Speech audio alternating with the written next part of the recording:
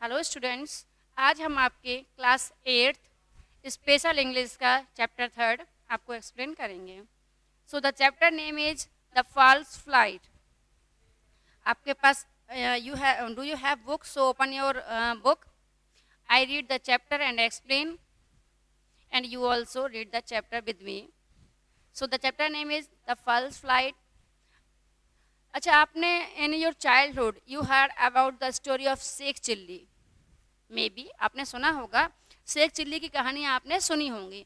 तो इस चैप्टर में भी एक शेख चिल्ली की कहानी है। शेख चिल्ली की कहानी क्या है, थोड़ी सी मूर्खता भरी होती थी, ऐसे ही इसमें है। तो स्टोरी स्टार्ट करते हैं। इसमें क्या है, शेख चिल्ली और उसकी वाइफ की कहानी है, यानी कि दोनों के बीच की बात है, उससे क्या होता है। तो Sheikh Chilli and his wife, उनकी जो पत्नी थी, उनकी वाइफ थी शेख चिल्ली की, दोनों एक गांव में रहते थे। एक दिन क्या हुआ, शेख चिल्ली ने अपनी वाइफ से कहा कि when I get some money, जब मेरे पास कुछ पैसे होंगे, आयल वाया काउ। अब जो आई और कॉमा ऊपर अपोस्ट्रोफी और एल लिखा रहता है, इसको आई विल होता है, लेकिन अपन आयल पढ़ते हैं। तो आयल वाया काउ। तो उसने कहा जब मेरे पास पैसा होगा तो मैं एक गाय खरीदूंगा। उनकी वाइफ ने रिप्लाई किया, his wife replied, then I'll milk the cow, we will need lots of care plot. अब उन्हें क्या कह दिया, उनकी वाइफ ने कह दिया कि जब आप गाय खरीदोगे तो मैं उसका दूध निकालूंगी, और हमें बहुत सारे क्ले पॉट्स का मतलब होता है मिट्टी के बर्तन, मिट्टी के घड़े होते हैं, आपने देखे होंगे। तो उन्होंने कहा हमें बहुत सारे मिट्टी के बर्तनों की जरूरत पड़ेगी। अब देखिए आगे क्या होता है। शेख चिल्ली उन्होंने कहा हाँ, I have to go to buy some, हाँ मैं जाऊंगा और कुछ खरीद लाऊंगा, यानी कि क्या खरीदेंगे, मिट्टी के बर्तन। अब नेक्स्ट डे, अगले दिन, हिज वाइफ, यहाँ हर लिखा है, हिज होगा यहाँ पर, आप लोग बुक में करेक्ट कर लेना। His wife went to market, उनकी पत्नी मार्केट गई, and bought some pots. Bought bring का सेकंड फॉर्म है लाना, उसका मतलब होता है लाना। तो उन्होंने क्या किया, सॉरी बाय का सेकंड फॉर्म है, बाय मीन्स खरीदना और बॉट मीन्स खरीदा, पास्ट टेंस है यहाँ पर। तो market and bought some pots, उनकी वाइफ मार्केट गई और कुछ पॉट्स उन्होंने वहाँ पे खरीदे। पॉट्स माने मिट्टी के बर्तन उन्होंने खरीद लिए। अब Sheikh Chilli asked her what did you buy. उनकी शेख चिल्ली जब वो खरीद के आई, शेख चिल्ली ने उनसे पूछा कि तुमने क्या खरीदा। अब वो बताती हैं आई बॉट 5 पॉट्स। अब उन्होंने कहा 5 पॉट्स खरीदे। अब 5 पॉट्स किस किस के लिए खरीदे वो भी उन्होंने बताया। एक दूध के लिए, 1 for milk, 1 for butter milk, butter milk जानते हो, मक्खन जो निकलता है ना, मुठा भाते हैं बटर, एंड 1 फॉर बटर, एक बटर के लिए, एंड 1 फॉर घी। उन्होंने कहा एक दूध के लिए, एक दही के लिए, एक मठे के लिए, एक इसके लिए, एक घी के लिए, 4 उन्होंने बता दिए। अब what is the 5th one for. अब शेख चिल्ली ने पूछा 5वां किसके लिए है, एक तो दूध के लिए, मठा के लिए, घी के लिए, और एक उसके लिए हो गया। अब ये 5वां किसके लिए है, तो उसने बताया this is for carrying some milk to my mother. और ये 5वां पॉट है, इसमें हम कुछ दूध ले जाके अपनी माँ को देंगे। उसने ये बताया, 5 पॉट लेके आई, 5 का बता दिए क्या करेंगे। अब उन्होंने क्या कहा, अब शेख चिल्ली कहते हैं what carry milk to your mother, अच्छा तुम दूध मम्मी के लिए ले जाओगी अपने। How long have been doing that, उसने कहा कितने समय से कर रही हो ऐसा, कितने समय से दूध उसे दे रही हो, और तुमने मुझसे पूछा माई परमिशन ली, साउटेड शेख चिल्ली। तो शेख चिल्ली चिल्ला के बोला तुमने मुझसे परमिशन ली तो अपना मेरा मतलब मेरी गाय का दूध तो अपनी माँ को दे रही हो। हिज वाइफ रिटोर्टेड, रिटोर्टेड का मतलब होता है गुस्से में चिल्लाना, गुस्से से बोलना। तो उनकी वाइफ भी गुस्से से चिल्ला के बोली there is no need for your permission, का जरूरत नहीं है आपकी से पूछने की, मतलब हम माँ को देने जा रहे हैं तो आपसे पूछने की जरूरत नहीं है। Sheikh Chilli face turned red and he gravelled the pots one by one and smashed them all the against the wall। अब क्या हुआ, शेख चिल्ली को गुस्सा आ गया। टर्न फेस का मतलब होता है गुस्से में चेहरा लाल हो गया उनका, उन्हें गुस्सा आ गया। ही ग्रेवल, तो उसने क्या किया, ग्रेवल मैंने पकड़ना, उन मटकों को लिया, उनको मतलब अपने हाथ से पकड़ा और क्या किया, पॉट्स, वही पॉट्स को लिया और 1 by 1 एक एक करके उनको दीवार से मार दिया, यानी कि उनको तोड़ दिया। His wife, sorry, the wife retorted, अब वाइफ फिर चिल्लाई, क्या कहा उसने, I am the one who takes care of the cows and milk it. उसने कहा मैं हूँ जो मतलब तुम्हारी गाय की देखभाल भी करूँ, उसे दूध भी निकाल लूँ, और जो भी और मेरी इच्छा, मैं जो एक्स्ट्रा मिल्क है उससे मैं कुछ भी करूँ। उसने कहा I will do what with extra milk, तो मैं एक्स्ट्रा मिल्क से कुछ भी करूँ, मेरी इच्छा, क्योंकि मैं आपका गाय के काम कर रही हूँ। यू फूल, उसने कहा तुम मूर्ख हो। किसने कहा ये? शेख चिल्ली कहते हैं।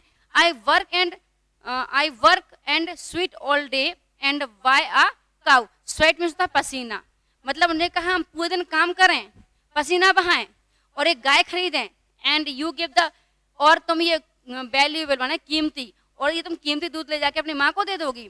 रोड द हस्बैंड, हस्बैंड कौन था? शेख चिल्ली। शेख चिल्ली गुस्से में बोल देता है कि मैं मेहनत करूं, पसीना बहाऊं, काम करूं, और तुम जाके ये दूध अपनी मम्मी को दे दोगी। इतने में ही क्या होता है, a neighbour came to their house, एक पड़ोसी आया था। नाइबर मीन्स है पड़ोसी। एक पड़ोसी वहां पर आ जाता है और उससे he asked the angry husband, और जो हस्बैंड था शेख चिल्ली, उससे वो पूछता है, क्या गुस्से में था इसलिए पूछता है। अब वो क्या पूछता है पड़ोसी आके, व्हाट्स द मैटर, क्या बात है, वाई आर यू साउटिंग, तुम क्यों चिल्ला रहे हो। तो ये सब बातें इसमें होती हैं। इसके बाद जब this woman is giving away the milk from our cow to her mother, अब the neighbour asked your cow. अब क्या होता है, जो शेख चिल्ली से आके पड़ोसी पूछता है कि तुम मतलब क्यों चिल्ला रहे हो, क्या बात है, तो वो बताता है कि ये जो मेरी वाइफ है, ये मेरी गाय का दूध अपने माँ को दे रही है। तो पड़ोसी ने पूछा तुम्हारी गाय? Yes the cow I am going to buy when I have enough money. अब शेख चिल्ली ने क्या कहा? उन्होंने कहा मैं गाय खरीदने वाला हूँ, अभी है नहीं है, खरीदने वाला हूँ जब मेरे पास पर्याप्त पैसे होंगे। ओ दैट वन, तो पड़ोसी ने कहा अच्छा वो वाली, you don't have a cow yet do you. उसने कहा अभी तक तुम्हारे पास गाय है नहीं, है क्या?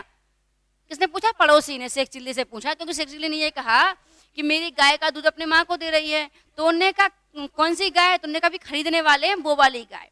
इतनी बात इनके बीच में होती है। अब जो the man said just wait, जो मैन माने जो पड़ोसी था, उसने कहा रुको जरा, I am going to get one. अब उसने कहा मैं बताता हूँ। Oh really, now I know what's happened to my wheat and corn. अब ऐसी ही बात उस पड़ोसी ने भी की। उसने क्या कहा, अच्छा अब मुझे पता चला कि जो मेरे व्हीट गेहूं वो फसल के साथ क्या हुआ। सेड द नेबर, पड़ोसी ने कहा, picking up a stick and thrusting her neighbour, यानी कि उसने एक स्टिक उठाई और उसको अपने पड़ोसी को यानी कि शेख चिल्ली को मारने लगा। यानी कि जो उनके पड़ोसी आया तो उसने कहा तुम्हारी जो गाय थी वो मेरी पूरी खेती खा गई, मेरा अनाज खा गई, और मैं तुम्हारे और से मारने लगा। Stop stop why are you beating me. अब उनने पूछा रुको रुको, तो मुझे मार क्यों रहे हो? Your cow it's been eating all the wheat and corn in my courtyard and you are letting it. अब कहते तुम्हारी गाय आई पूरी फसल खा गई, तुम कह रहे छोड़ दो। व्हाट व्हीट व्हाट कॉर्न, अब वो शेख चिल्ली कहते हैं कौन सा अनाज, कौन सा corn, I am going to sow. अब मतलब उनकी बात उन्हीं पे डाल दी उनने। अब उन्हें क्या कह दिया, सो में था बोना। उन्हें कहा मैं बीज बोने वाला था, वो वाली फसल खा गई। I have been planning it for months, हम मतलब बहुत महीने सोच रहा है कि हम बीट और अनाज और कॉर्न बोएंगे और तुम्हारी गाय खा गई। And your cow has been eating all wheat and corn, तुम्हारी गाय ये पूरी हमारे अनाज को खा गई। Sheikh Chilli and his wife suddenly realize the truth and they had a heartily laugh. अब क्या क्या मतलब जब कोई बात समझ में ना आए तो कुछ लोग क्या करते हैं, उनकी बात उन्हीं तरीके से समझा देते हैं, उन्हें उनकी बात उन्हीं के तरीके से। तो ऐसे ही पड़ोसी ने क्या किया, शेख चिल्ली और उनकी वाइफ समझ गई, अपनी सच्चाई समझ गए कि क्या कहना चाहते हैं ये, और दोनों दिल से हंसने लगे। तो क्या हुआ, उनने उनकी बात उन्हीं के तरीके से समझाई।